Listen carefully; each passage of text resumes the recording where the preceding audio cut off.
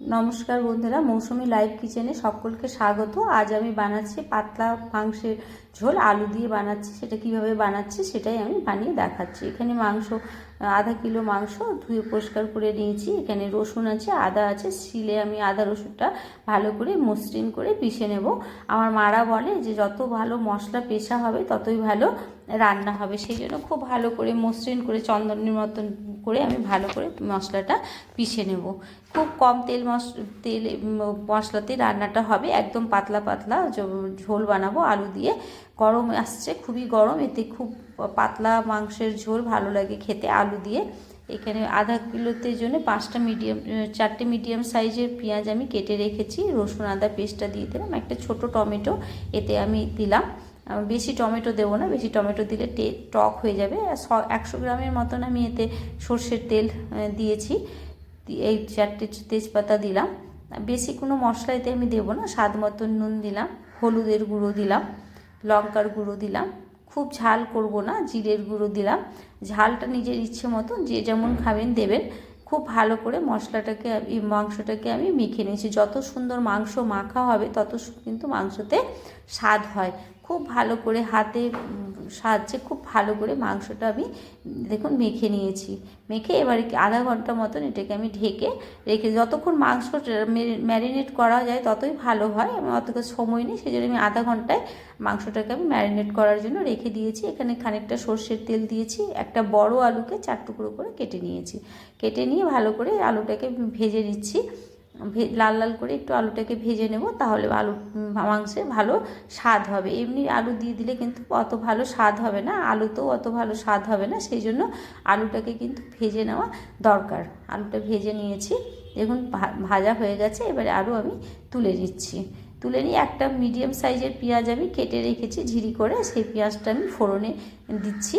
ভালো করে পেঁয়াজটা গোলাপি গোলাপি করে ভেজে নিতে হবে প্রথমে। ভালো করে পেঁয়াজ না ভাজলে কিন্তু রান্নাটা ভালো হবে না, দেখে নিতে হবে পেঁয়াজটা গোলাপি হয়েছে কিনা। পেঁয়াজটা গোলাপি হয়ে গেছে। এবারে আমি মাংসটা ম্যারিনেট করতে যে রেখেছিলাম, মাংসটা আমি এর মধ্যে এখন দিয়ে দেবো। আপনারা আমার ভিডিওটি দেখলে যদি ভিডিওটি পছন্দ হয় তাহলে আমার চ্যানেলটিকে অবশ্যই সাবস্ক্রাইব করে নিন, বেল আইকনটি প্রেস করে দিন, তাহলে যা আমি ভিডিও আপলোড করব আপনাদের কাছে চলে যাবে। আমি নানান রকমই ভিডিও বানাবো। আর লাইক করে দেবেন, কমেন্ট করে দেবেন, শেয়ার করে দেবেন। যদি ফেসবুক পেজ থেকে দেখেন তাহলে ফেসবুক পেজটি অবশ্যই ফলো করে নেবেন। এখানে ওই মাংস মাখা বাসনেই আমি জল দিয়েছি, জল দিয়ে প্রেসারের ওপরে মাংস গরম করতে বসিয়ে দিলাম। আলাদাভাবে জলটা গরম করা যেত, কিন্তু একসাথেই হয়ে গেল দুটোই। এভাবে করে গরম করে নিলাম। মাংসে কিন্তু ঠান্ডা জল একদমই দিতে নেই, মাংসে সবসময় গরম জল দিতে হয়, নাহলে মাংসের স্বাদ কিন্তু খারাপ হয়ে যায়। খুব ভালো করে মাংসটা সিম আঁচ করে ঢেকে ঢেকে কষিয়ে নিয়েছি। প্রায় দেখুন কষানো হয়ে এসছে, তেল অনেকটাই ছেড়ে দিয়েছে। আর একটু কষানো হবে, কিন্তু তেল অনেকটাই বেরিয়ে গেছে। আর কিছুক্ষণ ধরে কিছুক্ষণ 2-3 মিনিট কষিয়ে নিয়ে তারপরে আমি আলু দিয়ে দিলাম এর মধ্যে। আলুটা দিয়েও আর একটু ভালো করে কষিয়ে নেব। যখন পুরো তেলটা ছেড়ে যাবে মাংসর থেকে, তখন বুঝবো যে মাংস কষানো হয়ে গেছে। মাংস কিন্তু খুব ভালো করে কষিয়ে নিতে হবে, নাহলে মাংসে কোনো স্বাদ হবে না।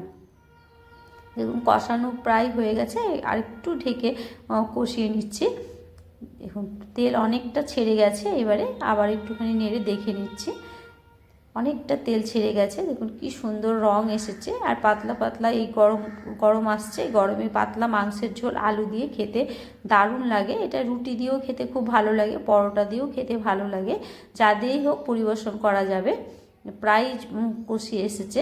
দেখুন মশলা তলেও একটুখানি লেগে লেগে যাচ্ছে। মাংস প্রায় কষা হয়ে গেছে। একটু পাতলা করবো যেন একটু ঝোল দেব, যতখানি দরকার, যে যেমন ঝোল খাবেন দেবেন। আমি যতটা করে রেখেছিলাম আরেকটু ওর মধ্যে কিন্তু আমি গরম জল আবারও মিশিয়েছি, কারণ ঝোলটা আমার মনে হচ্ছিল কম হয়ে যাচ্ছে। সেই জন্য এই দেখুন যতটা, এতে 4টে ছোটো সিম করে সিটি দেবো, আর একটা বড় করে 4টে বড় করে সিটি দেবো, আর একটা ছোট করে সিটি দেবো, তাহলেই মাংসটা হয়ে যাবে। দেখুন মাংস হয়ে গেছে। এবারে আমি পরিবেশন করে দেখাচ্ছি। এইভাবে করে পাতলা ঝোল বানান এই গরমে, আর ভাত বা রুটির সাথে পরিবেশন করুন, খুবই ভালো লাগবে খেতে। ভিডিওটি এতক্ষণ দেখার জন্য আপনাদের সকলকে অনেক অনেক ধন্যবাদ জানাই। দেখুন রেডি হয়ে গেল মাংসের ঝোল।